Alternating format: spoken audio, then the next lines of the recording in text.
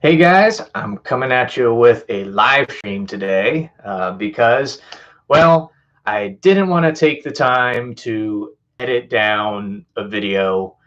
This is really just a scratch pad that I'm just playing around with some ideas for a new series I'm thinking of rolling out on how to make the transition from full-time employment to becoming your own boss. It's the journey that I've been on for several years now, and I'd love to share some of the things that I've learned to kind of help you map out a plan for how to go from A to B, and also kind of warn you of some things that I've discovered along the path, help you steer clear of some of the potholes that I ran into.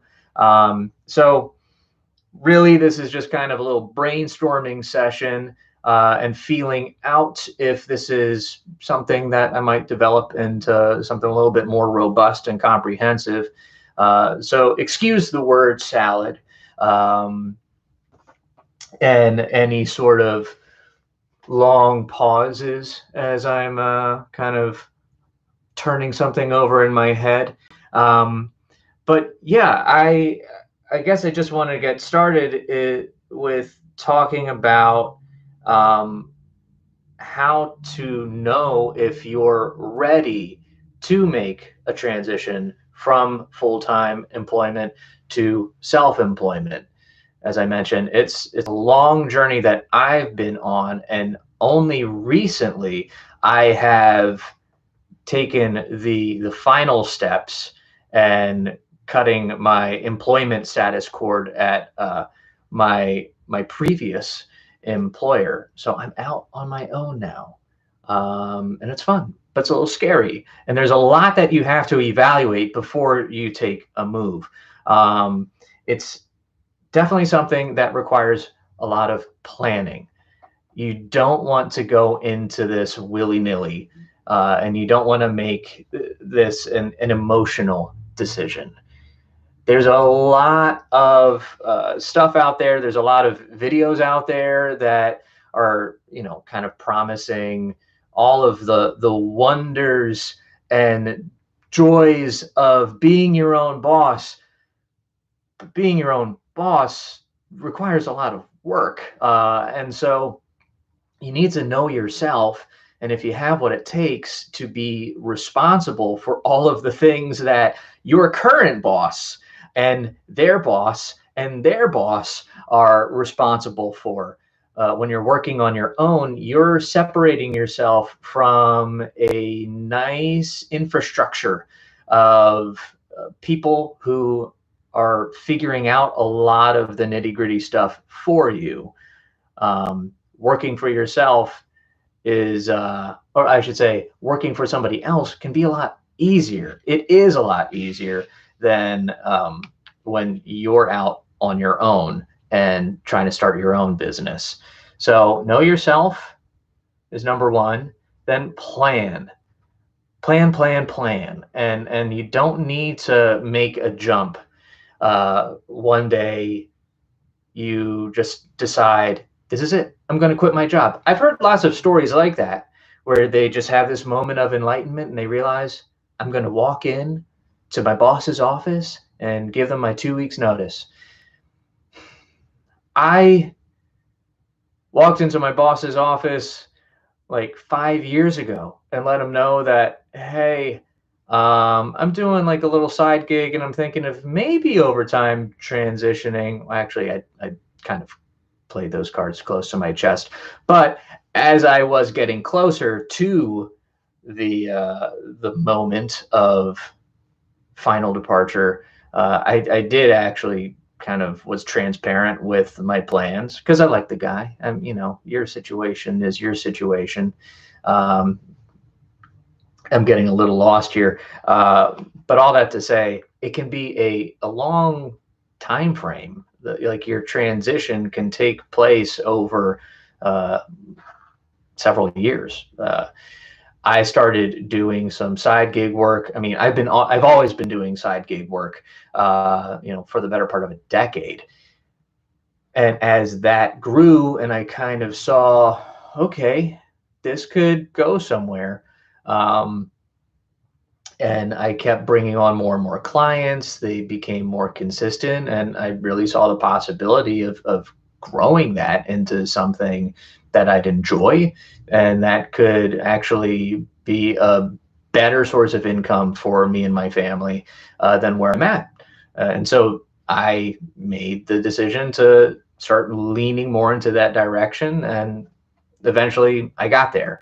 But it wasn't this dramatic, like Hollywood movie moment of I just go in and unshackle the chains of employment bondage, which also, if any of my old coworkers or supervisors are seeing this, I want you to know, like, I love you guys. I actually, another thing that I had to work through was, do I want to leave my team? I actually enjoyed my job, um, and trying to really wrestle through, why do I want to stay there versus why would I want to move on to a new opportunity.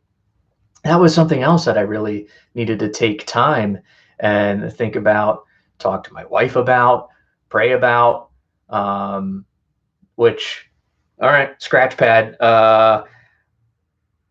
wife. If you're married and you have a family, that's a whole nother layer of stuff that you need to factor in, and make sure that you have support from the people you're supporting to make a pretty big life move like this. Uh, so all that said, don't go into this lightly. Um, I'm sure you're not. I mean, that goes without being said, but just because you aren't having this like dramatic enlightenment moment doesn't mean that you're not doing it right. Baby steps is the way to go. Um, Also, get familiar with your finances. Part of the whole evaluation step is you need to know what you need to know. You need to know your needs. You need to be comfortable managing your personal finances well. Um, because when it's, well, I can dig more into that. Just understand your needs, do the math, take time and crunch the numbers. Don't forget to factor in things like your business expenses, the taxes that you're going to need to pay, especially depending on how you structure yourself. If you're going to be a what's it called? I forget, but if it's just like a sole proprietorship or an LLC, and you're not doing an S corp, which I can talk about later or in another video entirely, but you're gonna have to pony up those self-employment taxes. If you've been doing any side work, gig work leading up to this moment, you know what I'm talking about. Now imagine your entire paycheck is going to be liable to those taxes. Um, so do the math, crunch the numbers, see what you need to do to make this work. And while you're doing that, if you have a client base that you're growing on the side, consider how much more of that do you need to ramp up? How do you need to price yourself to factor in, some of these extra expenses that you are going to take on. I talked about not letting this be an emotional decision, letting your head lead your heart in this. Plan, evaluate, crunch numbers, take a lot of time to do that, and make sure it's going to be right. At the same time, don't let fear hold you back from taking the step. If there's if you turn things over in your head too much, you might undergo analysis paralysis, to use a trope, and you're just going to or there's always going to be the benefit of just sticking around and staying where you're at. That's the easier, that's the safer uh, position to take. Although a word on that, I was just talking with my father-in-law a couple weeks ago, um, and talking about this transition I'm making. This was the guy that I had to put on a suit and tie and basically interview for the benefit of having being able to ask for his daughter's hand in marriage. He wanted to know that I had a plan. I was going to be gainfully employed and be able to take care of his daughter and future grandchildren.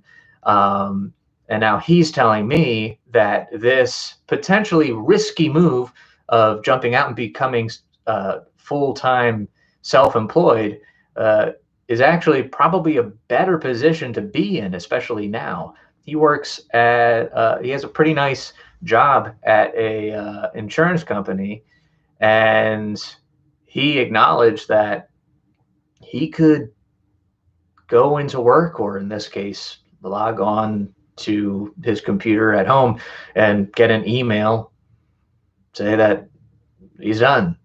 A nice big corporation with a nice paycheck that goes along with it.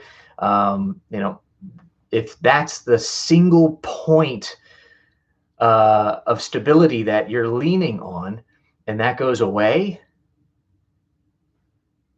you're in trouble, especially now when there's probably not going to be as nice of a job right underneath that to catch you. Self-employment, if you are kind of spreading yourself out across a number of clients, just making yourself a little bit more nimble today, sure, it's risky, but it might not be any more risky than having a regular job that might not be there tomorrow. So, not to like freak you out or anything, but there's always risks involved with either side. Your safe job might not be safe, especially in this tumultuous time that we live in. Just a few minutes and I'll wrap up, especially because my kids are probably going to start banging on the door asking for lunch in a minute. But some more ideas that I'm playing around with that I'd like to unpack in this video series is just also evaluating, part of the evaluation process. I want to talk about like all of the different things, like how to set up your finances, how to actually go and choose the right structure for your business, how to navigate, setting up a bank account for your business, and some of the tools that you can use, and then even develop a marketing plan for you, help you set up a good website for your business, and a strategy to start generating new leads to grow and make sure that you succeed in this, because you don't want to just do it and not have a plan on how to grow it. So I can dig into that in the future, but a few more final thoughts. Just part of the evaluation process and understanding if this is a good move for you to make, try to ask yourself, where is there the most opportunity? If you are happy at your job and you work with a great team, like I did and continue to work with, I'm still doing work for them as an independent contractor now. If it's a pretty good environment and there's an opportunity, if there's in a couple years you might be able to get a promotion, you can see yourself growing there and thriving there and being satisfied there, consider sticking around, and take even more time to kind of turn these questions over in your head. If you are in kind of this slump, we all hit slumps. We all hit little rocky bumps. I've gone through several slumps where I was kind of feeling a little dissatisfied, thinking maybe I should step out now. Um, Make sure it's something that, um, well, I should say, consider how temporary that is. Is there a solution to it? Is there a coworker that's just giving you a strife? Can you resolve this some other way besides just leaving your job? Again, don't make an emotional decision. If you want to quit your job and be your own boss because you can't stand your current boss, like the, but you get a good paycheck and you can provide really well for your family and you're in line for a promotion, you might want to stick that out and see if there's another way to resolve uh, that problem. If you can also, if you have this entrepreneurial, creative, I want to make things happen spirit inside of you, um, you could become an intrapreneur at your company and test out new ideas there. You don't have to leave and strike out on your own and become a crazy mad scientist inventing new stuff in your garage to scratch that itch.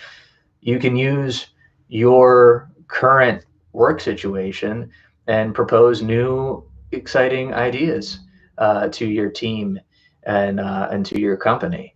Um, if those things don't pan out, though, and you ask the questions, you realize, okay, there really isn't much of an opportunity here to grow more, especially compared to what I could be doing if I was to strike out and start my own business.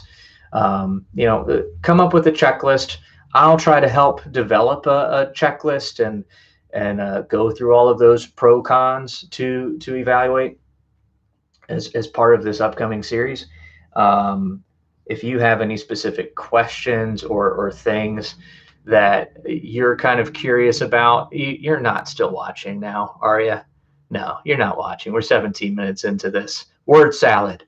This is a word salad video, but hey, I needed to do it. I also got to test out my new little webcam. It's looking pretty good. I wonder how it sounds. Anyways, let's wrap this up. Um, there's a lot that we can get into. This was years of soul searching and evaluation and number crunching and slow incremental growth, building up my side job to the point where I was confident it could sustain me and my family. Um, I'd like to present a plan that could help fast track that, but at the same time, continuing to encourage you to not rush this and to really evaluate all of these things and make sure if it's the right move. Um, but yeah, keep posted or keep your eyes open for future videos. It's something that I'm going to do a lot better. I'm going to take some time. I'm going to edit myself on those ones and pare this down so you don't just stare at me for 18 minutes and 44 seconds now of me rambling through something. I want to shape this into something that's going to be a really useful tool for you. So I'm not even going to pretend that you're still watching through to this point. But if you have any specific questions that you would like me or somebody else to answer, let me know what that is, and we'll be sure to address that in this upcoming video series, which I'm going to do. This video might not have worked out that great, but yeah, I'm look forward to this series. I'm looking forward to this series because I love having a second chance at doing something a little bit better, especially after I kind of bumbled through this. But yeah, so that's what I'm thinking about. And if you are thinking about it too, I wish you the best of luck. And yeah, leave a comment or reach out to me. and we can start up a conversation. I have a heart for people in your situation who are trying to make this work, and I want to do anything I can to help you by sharing the things that I've learned. So thanks for suffering through this, and I will catch you later.